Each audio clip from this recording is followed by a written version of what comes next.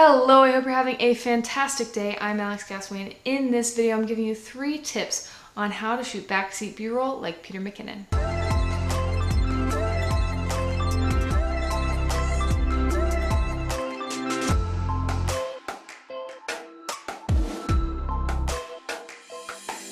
Once again, I'm Alex Gasway, bringing you tips and tricks of the creative trade with new videos coming at you every week if you're interested in photography, videography, social entrepreneurship, creative business. Go ahead and hit that subscribe button and the little bell icon to make sure you get notified every time I drop a new video. But let's get into this one. So you probably saw Peter McKinnon's video when he visited Casey Neistat's 368. In the middle of that vlog, he talked about how to shoot B-roll from the back seat of a moving car. And he has this really cool sequence that features New York City that he shot in the back of his Uber on the way to Casey Neistat's 368. And he also mentioned backseat B-roll and featured it again in his California vlog. And sure, I've shot out of a car before, and I'm sure you have too, but I've never attempted this exact style. So while I was in Chicago, which is more of a walking city than LA, more people on the street, I hopped in the backseat of a car with my Sony a6500 to see what I could come up with. And here are the results.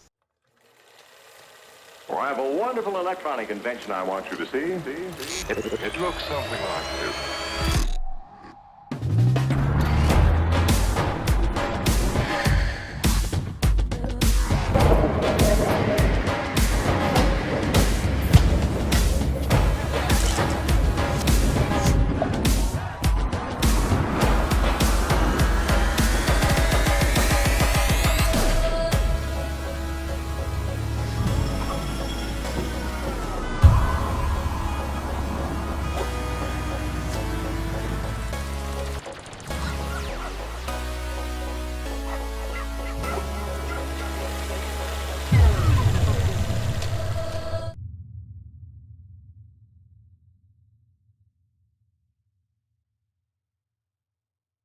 So let's break this down. Here are my 3 tips on how to shoot backseat B-roll like Peter McKinnon. Number 1, you really want to use a long focal length.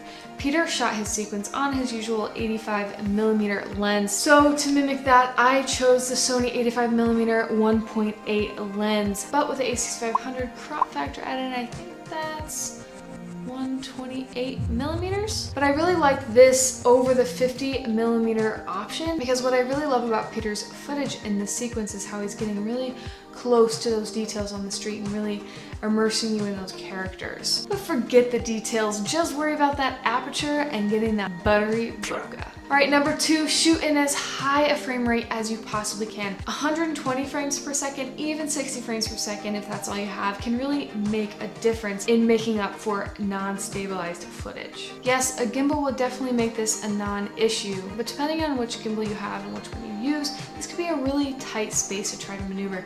And if you want to swing around quickly and capture a moving subject on the sidewalk, for instance, you really need to have the ability to move quickly in a tight space, and a gimbal might just get in the way in this circumstance. And number 3, use the foreground and blend your shots together with transitions. In order to do that, you want to make sure that you shoot with those transitions in mind. It's a lot more fun when you do these in camera versus depending on transitions in post, and they seem a lot more natural that way as well. And one thing that I sometimes forget about and try to be mindful of is to not always get the same direction of movement. I have a tendency to move from left to right a lot, but I try to be mindful and get a lot of vertical movement as well, just so you're making your edit more dynamic. And when it makes sense, you could also play around. You could reverse some clips when it makes sense to match and smooth out your transitions, and that can just be a fun way to play around with your edit. And a bonus tip for you, speed ramping is your best friend. So many of the YouTubers now, Peter McKinnon included, are killing the speed ramping game, and they're using it to accomplish those transitions that I just talked about in the 3rd tip. And just so you know, I'm going to be dropping a more in-depth tutorial on speed ramping, and once that goes live, I'll leave that right up here for you. And obviously with speed ramping, the smoother you can get the footage, the smoother those transitions will be, and the more epic your edit will be. I'd love to know how you're capturing B-roll in a moving vehicle, but frame rate, lens, Are you using a stabilizer? Let me know in the comments below. Once again, I'm Alex Gassaway, and thank you so much for joining me today. If you're already subbed to my channel, go ahead and hit that bell icon. You'll get notified every time I drop a new video.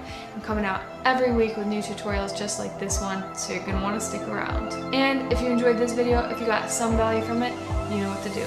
I'll see you in the next one.